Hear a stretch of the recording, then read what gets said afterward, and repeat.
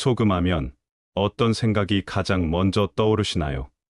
저는 얼마 전까지 소금은 그냥 음식의 간을 맞추어주는 양념 중에 하나 정도로만 알고 있었는데요. 여러분은 어떠신가요? 저처럼 생각하셨던 분들 많으실 겁니다. 그래서 소금이 우리 몸속의 염증을 없애주고 면역력도 확실하게 올려준다고 하면 참 믿기가 힘든데요. 왜냐하면 꽤 오랫동안 어쩌면 설탕보다 더 나쁜 음식으로 알려지기도 했기 때문입니다. 우리 속담에 평양감사보다 소금장수라는 말이 있습니다. 소금이 얼마나 귀한 존재였길래 그 좋다는 평양감사보다 소금장수가 더 좋다고 했을까요? 모르긴 몰라도 이런 속담이 생겨난 것을 보니 예전에는 소금이 황금과 맞먹는 귀중품이었던 것만은 분명한 것 같습니다. 그런데 오늘날의 소금은 어떤가요? 성인 질환을 일으키는 대표적인 식품으로 꼽히면서 그 존재 가치를 잃어가고 있습니다. 건강을 위해 음식에는 가능한 한 소금을 적게 넣거나 아예 넣지 말고 무염식으로 먹는 것도 괜찮다는 소리를 하는 사람도 있습니다. 어쩌다 소금의 신세가 불과 몇백 년 만에 이렇게 나락으로 떨어졌을까요? 혹시 잘못된 정보로 인해 소금이 오해를 받고 있는 것은 아닐까요? 아니면 진짜로 사람에게 해로운데도 예전에는 잘 몰라서 그렇게 보물처럼 여겼던 것일까요? 그래서 오늘 영상 준비했습니다. 우리가 잘못 알고 있는 소금의 진실을 파헤쳐보고 소금 올바르게 섭취하는 방법까지 알려드릴 테니 오늘 영상 끝까지 시청하셔서 지금까지 잘 몰랐던 유용한 정보 많이 얻어가시기 바랍니다. 그리고 주위 분들께도 영상 공유하셔서 건강한 삶을 살아가시는데 도움이 되길 바랍니다. 인류 역사상 소금만큼 인간에게 막대한 영향을 끼친 존재도 없을 겁니다. 사람은 생체적으로 소금을 먹지 않고는 생존할 수 없었기 때문에 소금은 인류가 등장하면서부터 음식과 막대한 관련을 맺으며 사용되어져 왔습니다. 특히 우리 조상들은 소금을 다양한 질환에 사용했는데요. 치약이 아직 없던 시절 소금으로 치아를 닦는 것은 물론 혀에 백태가 끼거나 갈가락 무좀이 생겼을 때 소금을 바르거나 문질렀다고 합니다. 또한 치통이나 피부병이 발생했을 때도 소금으로 닦고 씻는 등 소금은 우리 생활 전반에서 사용되지 않는 곳이 없을 정도로 만병통치약처럼 사용되어져 왔습니다. 실제로 한의학에서는 소금을 매우 중요한 약재로 사용했다는 기록도 있습니다. 명나라의 대표적인 약학서인 본초강목에는 총 75종의 소금을 활용한 처방이 수록되어 있고 세종대왕 시절에 편찬된 향약 집성방에도 소금 치료법만 무려 수백 가지가 넘게 실려 있다고 합니다. 냉장고가 없던 시절 음식을 오래 보관하기 위해 사용한 방법도 바로 소금을 활용해 음식을 만들어 먹는 것이었습니다. 그래서 우리나라 전통 음식이 주로 간장, 된장, 고추장, 김장김치, 젓갈류 같은 것들이죠. 그러나 현대에 와서는 냉장고의 개발과 각종 약품 개발로 보존제 및 치료제로서 사용되던 기능이 서서히 과거의 일이 되어버렸습니다. 그러나 최근에는 소금이 면역력을 오히려 증가시킨다는 사실이 속속 밝혀지고 있습니다. 그동안 잘 몰랐던 소금의 효능에 대한 재조명이 이루어지고 있는 것인데요. 최근 독일과 미국의 연구진이 학술지 셀 메타볼리즘에 기고한 논문에 따르면 소금이 우리 몸에 침입한 세균을 파괴시키는 면역력을 기르는데 탁월한 효과를 보인다고 밝혔습니다. 또한 독일과 미국 교수의 공동 연구에 따르면 소금을 많이 먹인 쥐들이 적게 먹인 쥐들보다 세균 감염으로부터 더 빨리 회복하는 것을 발견했다고 합니다. 인체 체액 속에는 조화로운 미네랄을 포함한 염분의 농도가 항상 9%를 유지해야 정상적인 인체의 기능을 수행한다고 하는데요. 0.6% 이하가 되면 생명활동에 꼭 필요한 주요 생체원소가 현저하게 감소해 모든 장기의 세포들이 그 기능을 잃어 기초 체력이 심하게 저하되고, 남성의 경우에는 정력이 감퇴하거나 불임의 원인이 되고, 심하면 성기능을 잃을 수도 있다고 합니다. 또한 0.2% 정도가 되면 인체가 치명적인 손상을 입게 되어, 심하면 생명까지 잃을 수 있다고 합니다.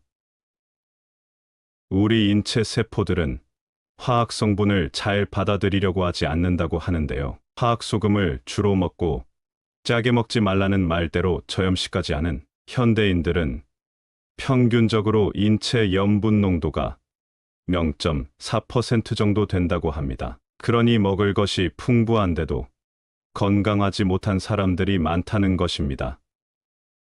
체액 속 0.9%의 조화로운 염도가 부족해지면 당분이 부족분을 채운다고 합니다. 이로 인해 당분은 너무 많고 염분이 적어 당뇨병이 생기기 쉬운 몸이 되는 것입니다. 소금을 먹으면 위액이나 췌장액의 원료가 되어 몸에 들어온 음식물을 녹이고 분해해 소화작용을 돕고, 영양분을 삼투압 작용에 의해 혈관 내로 끌고 들어가 피에 실려 혈관을 돌아다니면서 세포 곳곳에 영양을 공급해 준다고 합니다. 이렇게 세포가 영양분을 공급받고 불필요한 노폐물은 내보내면 소금은 세포가 배설하는 불순물 등을 끌어모아 배설기관의 운동을 촉진시켜 대소변이나 땀 등으로 배출시켜주는 것입니다. 땀의 맛이 짜고 독한 것은 바로 이것 때문입니다. 옛날 러시아의 봉건군주가 소금의 섭취량을 제한한 영토에서는 병자가 속출했다는 기록이 있으며, 소금이 생산되는 곳은 생명이 잉태되는 곳이라 여겨 많은 사람들이 모여드는 교역의 중심지가 되었다고 합니다. 우리가 짜게 먹기 때문에 암이나 고혈압 등 각종 성인병에 걸리는 것이 아닙니다. 에스키모인들은 물고기 등 원래 음식에 들어있는 염분을 제외하고 소금을 거의 먹지 않는데도 평균 수명이 40세를 넘기지 못한다고 합니다. 반면 스웨덴 사람들은 짠 음식을 좋아해서 소금을 많이 섭취하는 나라라고 알려져 있지만 세계에서 가장 장수하는 민족으로 알려져 있습니다. 소금이라고 하면 우리는 흔히 나트륨이라고 알고 있는데요. 이 나트륨 성분은 물을 머금는 성질을 가집니다. 모두 알고 있듯이 우리 몸의 약 70%가 물로 되어 있습니다. 그 중에 3분의 2가 세포 안에 있습니다. 이때 우리 신체의 세포가 정상적인 기능을 가져야만 모든 면역력을 비롯해 정상적인 기능을 할 수 있게 됩니다. 나트륨은 세포 안과 밖의 물을 균형 있게 조절하는 기능을 담당합니다. 현대의학의 아버지로 불리는 고대 그리스 철학자 히포크라테스는 음식이 당신의 약이 되게 하고 약이 당신의 음식이 되게 하라는 유명한 말을 남겼습니다. 그의 이름을 따서 오늘날에는 전 세계 의대 졸업식에서 히포크라테스 선서를 하는 것으로 알려져 있습니다. 현대인들은 그의 말과 반대로 질병이 생기면 음식에서 해답을 찾으려고 하지 않고 병원을 찾는 것을 해답처럼 여기고는 하는데요. 그리고는 하나의 원칙처럼 고혈압은 소금이 원인이며 암이 생기면 수술과 항암제 투여, 방사선 치료 등을 꼭 받아야 한다고 믿고 있습니다. 우리가 제일 많이 걸리는 감기조차 감기 바이러스를 치료하는 치료약이 없는데도 불구하고 사람들은 여전히 감기에 걸리면 병원을 찾아 약을 처방받고 감기약을 먹으면 낫는다고 믿고 있지요. 불행하게도 우리 주변에는 너무나 많은 특정 세력들이 자신들의 이권을 위해 만들어낸 거짓 정보가 마구 흘러넘치고 있습니다. 그들은 거대 자본과 권력을 등에 업고 미디어를 장악한 다음 그것이 설령 거짓이라 하더라도 자신들의 입속만 차리는 정보를 양산해내고 있습니다. 그래서 피해는 고스란히 그릇된 정보를 가감없이 받아들이고 따르는 사람들에게 돌아갑니다. 그러나 이제 마음만 먹으면 얼마든지 올바른 정보를 찾을 수 있는 시대가 되었습니다. 거짓 정보를 가감없이 따를 것인지, 진실을 따를 것인지는 이제 우리들의 손에 달려 있는 것입니다. 그런 점에서 최근 100여 년 동안 소금은 철저하게 우리 몸에 나쁜 것으로 취급되어 왔고, 고혈압의 원인이라고 사람들의 머릿속에 각인되었습니다. 그래서 그것을 믿은 우리는 몸에 좋다는 대로 소금을 줄이는데 많은 노력을 해왔습니다. 그러나 소금의 섭취를 줄이는 것은 소금을 제대로 알지 못하기 때문입니다. 소금에 대해 제대로 알고 나면 소금이 우리 몸에 얼마나 중요하고 꼭 필요한 것인지 알 수 있게 될 것입니다. 대부분의 사람들은 건강을 위해 지나치게 소금을 절제할 필요가 없으며 실제로는 소금을 많이 섭취하는 것이 적게 섭취하는 것보다 훨씬 건강에 좋다는 진실을 알아야 합니다. 우리 몸은 본질적으로 소금물로 이루어져 있습니다. 눈물과 땀은 소금물이며 우리의 세포도 소금물로 잠겨 있습니다. 그러니 소금이 없다면 우리는 생존하지 못할 것입니다.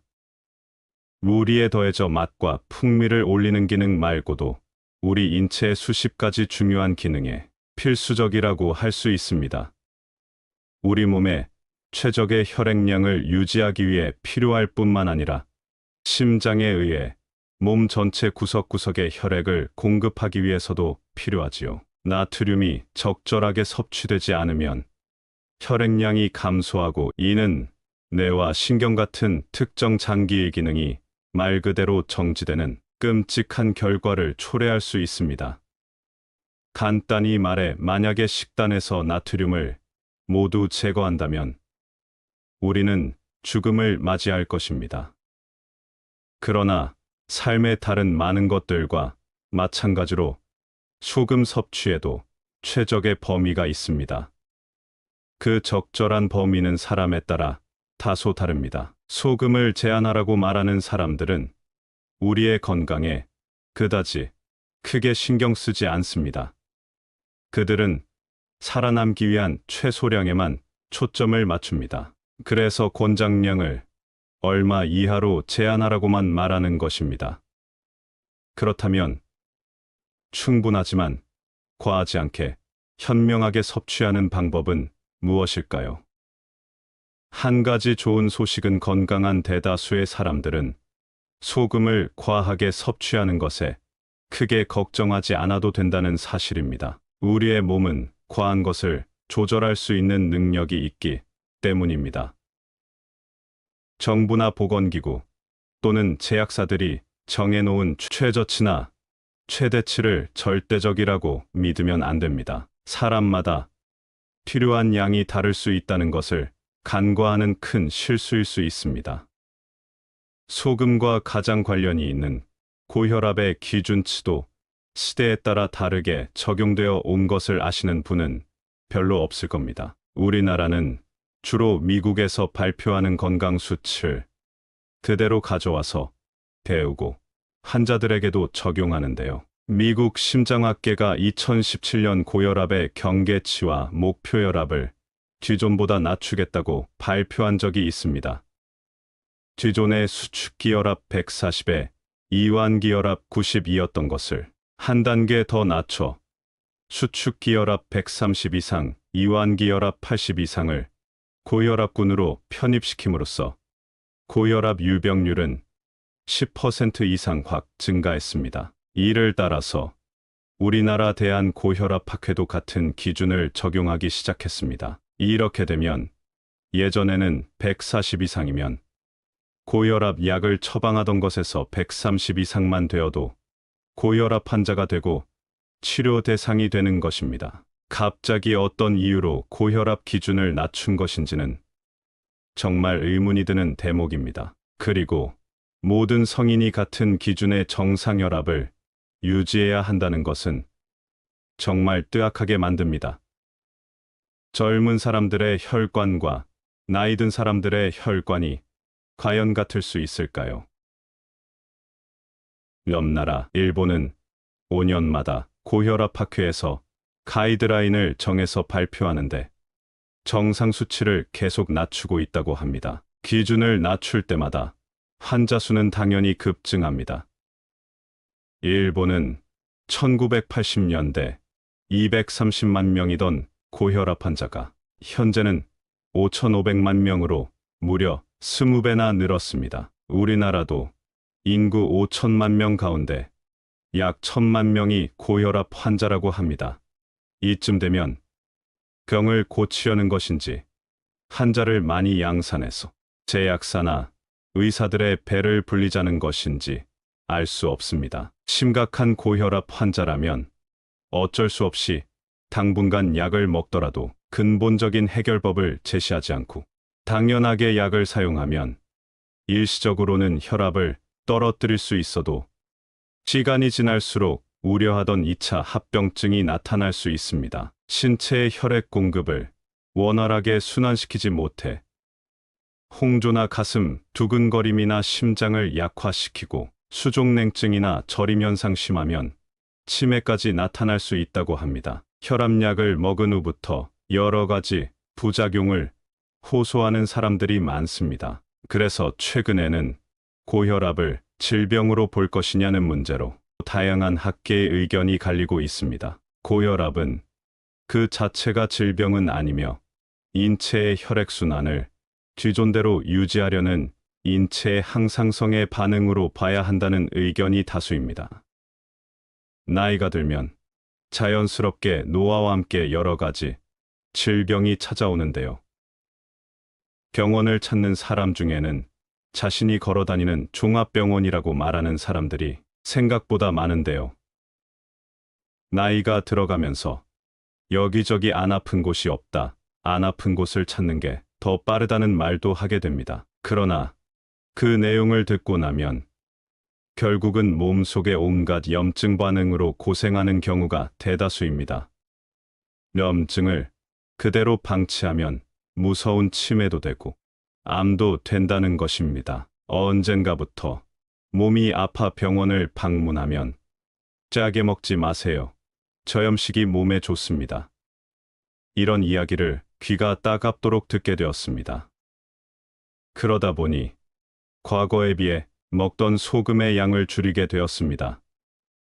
또한 육식보다는 채식이 좋다는 다양한 논문 결과를 바탕으로 채식주의자, 비건주의자들이 증가하게 되어 더욱 먹는 소금의 양이 자연스럽게 줄게 되었습니다. 그리고 하루에 얼마 이상의 물을 먹어야 좋다고 해서 물을 많이 마시게 되었습니다. 결과적으로 예전보다 물을 많이 마시고 채식 위주의 식사를 하고 저염식을 하게 된 것입니다.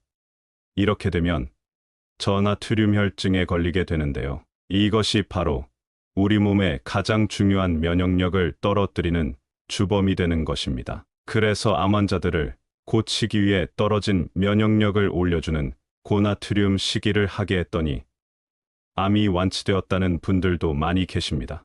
또 나트륨을 먹은 환자들에게서 피부가 좋아지는 현상도 발생한다는데요. 그만큼 나트륨이 수분을 내 몸에 충분히 머금게 만든다는 것입니다. 우리 몸속에 나트륨이 부족해지면 몸속 수분이 바깥으로 계속 빠져나가게 되어 피부가 당기고 건조해진다는 것입니다. 이렇듯 우리 몸이 원하는 만큼 소금을 섭취해주는 것이 아주 중요합니다. 고염식이냐 저염식이냐가 중요한 것이 아니라 내 몸이 받아들이는 만큼 먹으라는 것이 더 맞는 이야기입니다. 그럼 이렇게 꼭 먹어주어야 하는 소금이라도 어떤 소금을 먹으면 좋은가는 또 생각해 봐야 할 문제인데요. 천일염을 먹어야 좋으냐, 핑크솔트가 좋으냐, 죽염이 좋으냐, 암염이 좋으냐. 천일염도 3년 이상 간수 뺀 소금을 먹는 게 좋으냐 등등 많은 이야기가 나옵니다. 우리나라는 예로부터 자염을 주로 먹어왔는데 약 3, 40년 전쯤부터 천일염을 먹는 것으로 식문화가 바뀌었는데요. 자염은 가격이 비쌌기 때문에 천일염이 대체품으로 나오게 된 것입니다. 주로 서해안에서 천일염을 생산했는데 아시다시피 서해안이 바닷물이 낮고 갯벌이 많아서 이물질이 많아 식용으로 먹기보다는 김장철에 배추를 절인다든지 아니면 겨울철에 눈이 많이 오면 눈 위에 뿌려서 눈을 녹이는 용도로 주로 사용했었다고 합니다. 그래서 생각한 것이 동해 안에 물을 끌어와서 생산하게 된 소금이 바로 우리가 주로 먹는 정제염이라는 것입니다. 마트에서 자주 보게 되는 꽃소금이라고 이름 붙인 것들입니다. 그러다가 약 10여 년쯤 다시 서해안의 천일염이 식용으로 사용허가를 받게 되었는데요. 그 이유는 천일염에는 미네랄이 풍부하다는 이유에서입니다. 천일염을 드실 때는 아무리 깨끗하게 생산했다고 하더라도 혹시 모를 이물질이 있을 수 있으니 물에 녹인 소금물 형태로 만들어서 윗부분만 음식에도 넣으시고 연한 농도로 타서 그냥 물 대신 마시는 것도 좋습니다. 세계보건기구에서는 성인이 하루에 먹어야 하는 양으로 5g을 넘지 않을 것을 권장한다고 하는데요. 이 정도가 그럼 어느 정도냐? 우리가 흔히 사용하는 티스푼으로 한 스푼 정도입니다. 그러나 모든 성인이 매일같이 정확하게 5g을 먹어야 하는 것은 아닙니다. 오늘 내가 마신 물의 양에 따라 먹는 소금의 양도 달라져야 합니다. 인체가 가진 전체 체액의 농도는 0.9%입니다. 예를 들어 내가 오늘 약 1리터의 물을 마셨다면 9g까지는 먹어도 전혀 문제가 되지 않습니다. 그렇다고 무조건 먹는 물의 양을 계산해서 많이 드실 필요도 없습니다. 하루에 우리가 먹는 다양한 음식에도 나트륨은 첨가되기 때문에 성인은 하루에 약 5에서 10g까지 먹는 것을 추천드립니다. 오늘 짠 음식을 너무 많이 먹었다면 굳이 소금을 따로 섭취하지 않으셔도 되지만 너무 싱겁게 먹었다고 생각되면 따로 천일염이든 죽염이든 가정에 있는 소금을 물과 함께 드셔주시면 좋은데요. 우리나라 사람들은 식사를 할 때 주로 국과 찌개 종류를 함께 먹기 때문에 따로 많은 양의 소금을 드시지 않아도 됩니다. 그러나 우리의 식문화도 많이 바뀌고 있어 국이나 찌개 종류를 잘 안 드시거나 적게 드시는 분이라면 따로 소금을 챙겨 먹는 것이 좋겠습니다. 지금까지 말씀드린 것을 바탕으로 자신에게 맞는 소금의 양을 드시면 됩니다. 다시 한번 말씀드리지만 소금을 무조건 많이 드시라는 것이 아닙니다. 다음의 3가지 특징에 해당하시는 분이라면 꼭 소금을 챙겨 드시고 더욱 건강한 삶을 사시라고 말씀드리는 것입니다. 첫째, 하루에 마시는 물의 양이 많으신 분. 둘째, 건강에 좋다고 무염식, 저염식을 주로 하시는 분. 셋째, 채소 위주의 식사를 하시는 분들이라면 의도적으로 소금을 더 드셔주셔야 합니다. 건강에 좋다고 비싼 죽염이나 암염 등을 사서 드시는 분들이 계실 텐데요. 물에도 다양한 좋은 성분들이 많으니 소금물 형태로 드셔주시면 더 좋습니다. 우리가 주로 면역력을 높여준다고 하면 장 건강을 생각하시는 분들이 많습니다. 그래서 유산균 제품을 많이 섭취하시고 계실 텐데요. 장 건강도 물론 중요하지만 우리 몸을 구성하는 세포가 균형감을 맞추고 건강하려면 나트륨을 자신의 몸에 필요한 만큼 꼭 섭취해 주시는 것이 무엇보다 중요하다는 사실을 말씀드립니다. 우리가 알기로는 채식을 하면 몸이 좋아진다고 생각하는데 전문가들의 말을 들어보면 채식을 아주 잘 하시던 분들이 아파서 병원을 찾는 경우가 많다고 합니다. 좋은 음식을 드셨는데 왜 아픈가 진료해보면 채소 위주의 식사를 하게 되면서 부족해진 나트륨 때문이라는 것입니다. 앞에서 말씀드렸듯이 우리 세포가 정상적으로 작용하려면 체내의 나트륨 농도가 적당하게 맞춰져 있어야 면역력을 떨어뜨리지 않을 수 있다는 것입니다. 미국의 약학 박사이자 심혈관 연구 과학자인 제임스 디니콜란토니오는 자신의 몸이 원하는 대로 소금을 섭취하라고 말합니다. 소금을 나쁜 음식으로 규정하는 순간부터 우리의 건강은 급속도로 나빠지고 있다고 강력하게 말하고 있는데요. 소금에 대해 수년간 주입된 편견을 없애야 한다고 말합니다. 현대인들의 고질병인 고혈압 환자가 증가한 이유를 소금에서 찾는 것은 하나의 가설일 뿐 전혀 어떠한 연구 결과도 그 가설을 뒷받침하지 못한다고 말이죠.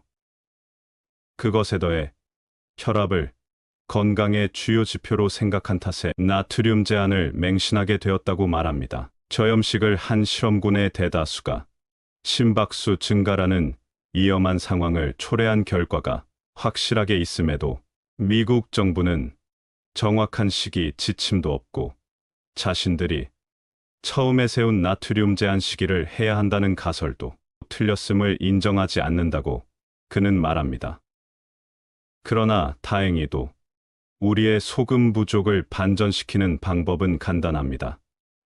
그냥 소금에 대한 타고난 갈망에 충실히 반응하는 것만으로도 인체는 최상의 상태로 작동하는데 필요한 이상적인 최적의 소금량으로 우리를 자연스럽게 안내할 것이라고 말합니다. 현대 사회를 살아가는 우리는 공급 과잉의 시대를 살아가고 있습니다. 우리가 먹는 것도 마찬가지입니다. 그러니 무엇을 어떻게 먹을 것인가 보다 내 몸에 해로운 음식은 줄여나가고 어떻게 해독하고 올바르게 배출할 것인지가 더 중요한 시대라고 할 수 있습니다. 내 건강은 내가 챙겨야 합니다. 병원 의사나 제약사의 거짓 정보와 비즈니스에 더 이상 속지 마시기 바랍니다. 내 몸에 대한 주권을 다시 찾을 때입니다.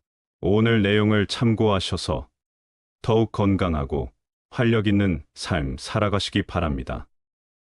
시니어를 위한 모든 것 시니어 톡톡이었습니다. 더 알찬 내용으로 찾아오겠습니다. 이번 영상이 도움이 되셨다면 구독과 좋아요 부탁드립니다. 감사합니다.